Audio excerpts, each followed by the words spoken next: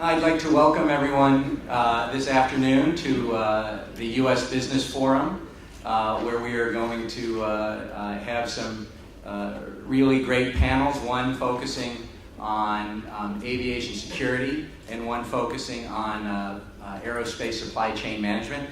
And obviously, this being a U.S. Business Forum, it's really a chance for the private sector and the U.S. business community to talk about what they see happening in terms of trends and where business fits in with government when it comes to aviation. My name is Steve Okun. I'm the Director of Public Affairs for KKR in Asia Pacific. Been based here in Singapore for 11 years now. KKR is a global investment firm which has $10 billion in assets under management here in Asia. One of the companies in which we've invested is Wagar Aviation Services, which is a Malaysian offshore helicopter services company, and so it's good to be back in aviation from a personal perspective. From 1994 to 1999, I had the honor to serve at the U.S. Department of Transportation, and from there went to United Parcel Service. So I'm very interested in hearing from both the government role and the business perspective what the panelists who are involved today see developing. Before we start with the panelists, we have two guest speakers. The first is Ambassador Kirk Wagar, the U.S. Ambassador to Singapore. The ambassador has been posted here for less than 6 months, but already in that time, he has done an amazing job in working with the business community to show what role business plays and what role government play working together to advance the interests of business and of the United States here in Singapore. And so we are really honored to have him at this business forum to talk about the role he's played and to talk about the great work that the U.S. government is doing for the U.S. business community here. Ambassador Wagar. Thank you, Steve, for that introduction and agreeing to serve as our moderator today. I also want to acknowledge all the years that you've put in with AmCham and APCAP and your dedication to our bilateral and regional relationships. We certainly appreciate AmCham's support for the U.S. featured country presence here, and of this forum in particular. The United States-Singapore relationship is at an all-time high, and that relationship is based on shared values. Singapore is the economic powerhouse in Asia and the perfect location for such an important air show. The United States' participation in this show is a further manifestation of President Obama's rebalance to Asia and a reallocation of our time, our energy, and our resources to really an area that is of vital, crucial interest to America's long-term success. We have a number of U.S. cabinet agencies represented at the show, and for the first time we have the National Export Initiative cabinet booth within the U.S. pavilion. The U.S. is delighted to be the featured country. The first time that's ever happened, and there's been such a designation at the Singapore Airshow. And I want to thank the government of Singapore, Xperia, Coleman Worldwide, and all those involved in making this featured country designation such a success already. We have over 163 U.S. companies participating in the Singapore Airshow this year. Over 110, so there's 111 actual businesses in the U.S. pavilion alone. But you can see as you walk around the outside zone, we have a few smatterings that couldn't even fit all within our pavilion. But it's the appreciation, I think, of the United States government and our businesses that are together working in this space particularly. I'm not going to steal Ken Hyatt's figures that he's going to use to close the show, but this industry, the aerospace industry, with the number of jobs it provides both in the U.S. and around the region here, as well as the surplus in trade, is the most dramatic of all industries that we have in the United States. So it is in our interest, and I think in the region's interest, that American companies play such an integral role for the training and the jobs that come with it. At this point, I think that I want to turn it over to someone who I'm very pleased was able to make this trip. The FAA Administrator Michael Huerta is someone who is not only responsible for a $16 billion budget and over 47,000 employees, but he's also one of the President's most trusted advisors on transportation and management. His past positions working for the Secretary of Transportations of both Pena and Slater, coupled with his hands-on experience working in international trade in New York and San Francisco, make him a true partner with which we as a nation can continue to do, and what we as a nation can do internationally. I also think your Princeton background probably got you a pretty quick nod from the First Lady as well. It is an honor to have so many important dignitaries coming out here to not only show the importance of our American businesses internationally, but also this region. And I don't think there's a person who best exemplifies that more than Michael Huerta. So, Mr. Administrator, thank you for coming. Thank you, Mr. Ambassador, for that kind introduction, and thank you for your support and all of the great assistance we've received from our embassy here in Singapore. You know, it's really great to be here. This is my first time ever in Singapore, and while it may have been a little bit difficult getting here, I got caught in that snowstorm in Narita over the weekend. I must say that I am impressed, and with the vibrancy of what Singapore represents and the great industry that's based here. Of course, it's also nice to be out of the cold weather that's been hitting North America and the U.S. East Coast in particular. And so I was very happy to be able to put away the parka for a few days and bring out the summer suit. You know, over the last few days, it has been terrific seeing and hearing about the benefits that aviation has afforded all of us. Air transportation plays a very important role for the rapid growth here that we see here in Singapore, as well as elsewhere in Asia. And that's one of the many things that the United States and Asia have in common. Like Singapore and like so many other countries, we in the United States have relied on aviation to grow our economy. As business and as government leaders, you acutely know how important it is to have a well-functioning transport system. Aviation has connected us to the vast corners of the world. It helps us to move people and goods and connects us near and far. And as Asian economies grow, in many cases at a faster rate than the rest of the world, there will be many opportunities to be part of that. Back home, we continue to modernize and to incorporate new technology into our national aviation system. We've accomplished a great deal and have focused on how do we deploy new technologies. I do have to say we were a bit surprised, though, at all the things we've worked on in the last year. What was the thing that got the biggest reaction to the American public? It made headlines. It made the nightly news, and no doubt is near and dear to your hearts as frequent business travelers, and that was our recent policy change on the use of portable electronic devices on board aircraft. As you know, everyone always has something to say in Washington, but on this topic, portable electronic devices, your BlackBerry, your iPhone, your iPad, let me tell you, that really lit up our phones of our regulatory shop at the FAA. What we heard was that people want their iPads and they want their Kindles and they want them right now. So in order to be responsive to changing technology and trends, we did revise the rules that have been in effect for 50 years, rules that had originally been written for transistor radios. We understand that technology changed and it was necessary to take a look at rules that no longer apply. And as a former businessman myself, I knew that that this is a crucial point for the private sector. You aren't going to be competitive if you don't keep up with current technology, and the same is true for all of us that are in government. So in October of last year, we announced that airlines can safely expand passenger use of these devices during all phases of flight. This was based on the work of a team that we assembled of industry and aviation experts that determined that modern aircraft designs and modern portable electronic devices do not have the interference that had been the case in the past. So it's safe to read downloaded materials such as ebooks and calendars and play games. We worked with many operators and other constituents to get it done as quickly as we could, as well as to maximize a level of consistency across our aviation industry. Already, 28 U.S. carriers have allowed passengers to broaden the use of portable electronic devices at all altitudes.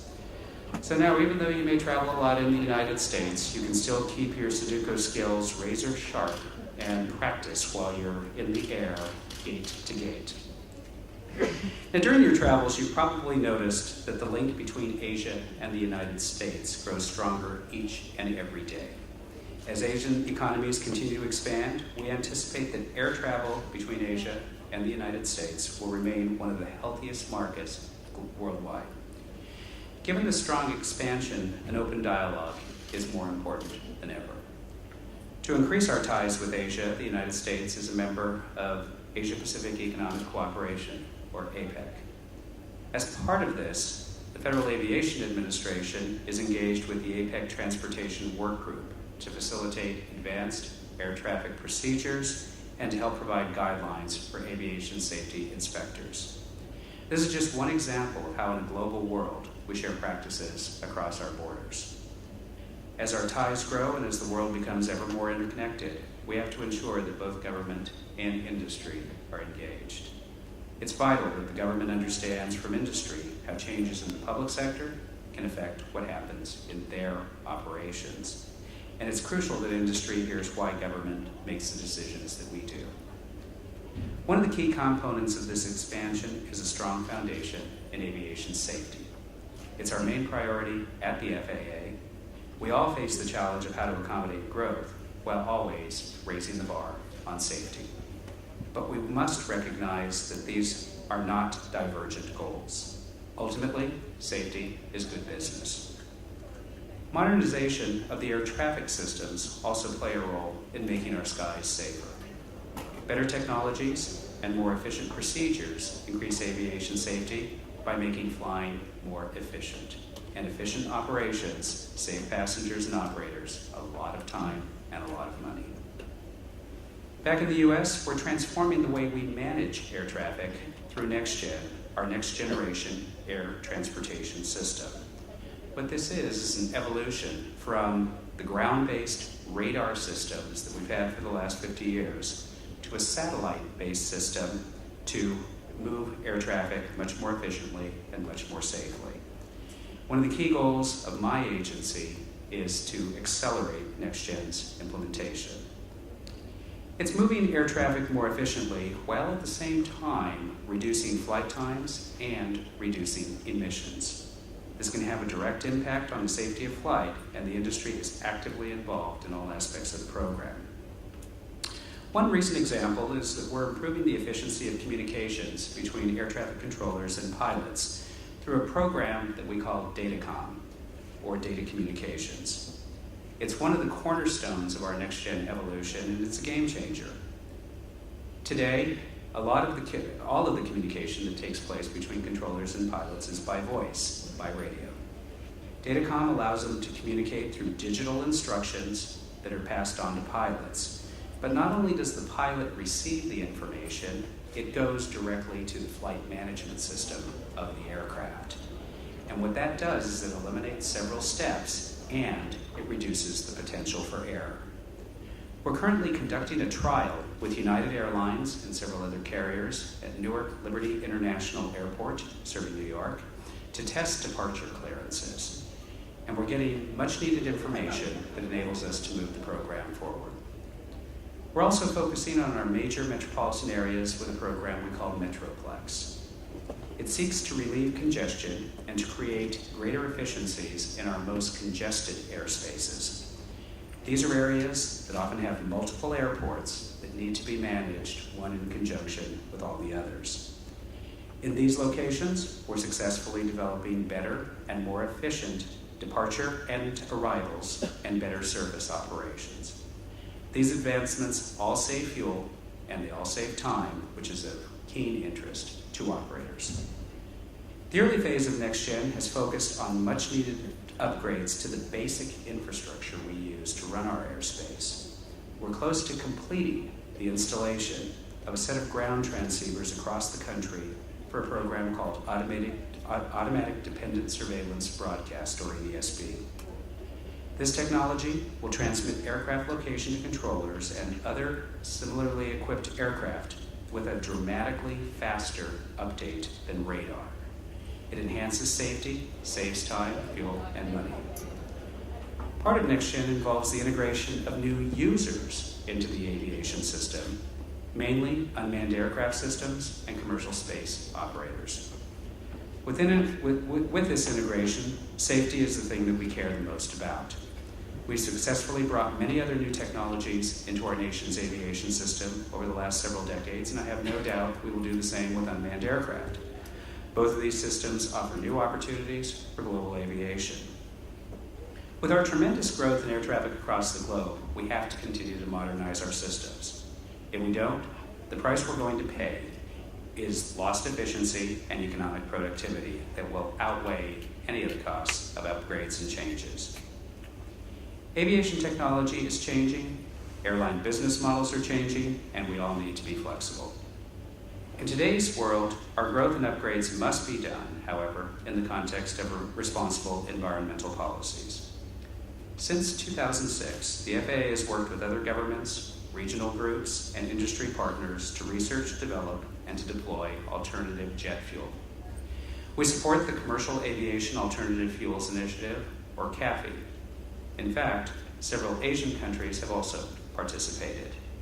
The effort is to create a sustainable alternative jet fuel, as well as to develop new aircraft bodies and more efficient engines, which will protect the environment for generations to come. Now, these fuels also have the potential to save the industry a great deal of money. Fuel represents as much as 40% of an airline's total expenses on average. If we're successful, aviation will benefit because alternative jet fuels will provide supplemental supply and help cushion petroleum's price volatility. At the FAA, we've established a goal of 1 billion gallons of alternative jet fuel used annually by 2018. The way of the future is to invest in equipment and aircraft that will create more efficient routes, conserve fuel, and create fewer emissions. We owe it to one another and to future generations to ensure that expanding or changing the airspace and airport infrastructure is done prudently while minimizing the impact on the environment. As the world becomes smaller and as aviation continues to play a major role in economic development, it's incumbent upon all of us in aviation to ensure that it continues to be safe. But at the same time, we want it to be efficient and environmentally sustainable. There's no other way. I know as leaders of business and government, you want the very best for your organizations and for the people you lead. As you seek new business opportunities here in Asia or at home in the United States, or search for better practices for the public sector, remember that aviation is a major economic driver. In the U.S., it accounts for $1.3 trillion of economic activity and 10 million U.S. jobs. Investment in aviation is an investment that paves the way for greater growth. So thank you again for inviting me to speak today. It's been an honor to share my thoughts and to provide this postcard on what's going on back in the United States. Thank you very much. For those who follow the news from Washington, even from this distance, I think it's easy to see that Republicans and Democrats don't agree on a lot. Yet, when President Obama nominated Michael Huerta to be the FAA administrator, the United States Senate unanimously confirmed him. Every Democrat, every Republican in the Senate voted for Michael's confirmation. And I think from today's speech and from seeing what the FAA is doing and how forward-looking it is, we can all understand why the Senate wisely acted in a bipartisan way. And the other thing that I think we want to recognize as a business community is that the FAA has incredibly talented people throughout the organization. And two of those leaders have joined Michael to be at the air show, to talk to the business community, to see firsthand what's happening. And we have with us the Associate Administrator for Aviation Safety, Peggy Gilligan, and we have the Acting Assistant Administrator for Policy, International Affairs, and Environment, Carl Burleson. So we want to thank you both for all your work you've done and for joining us today.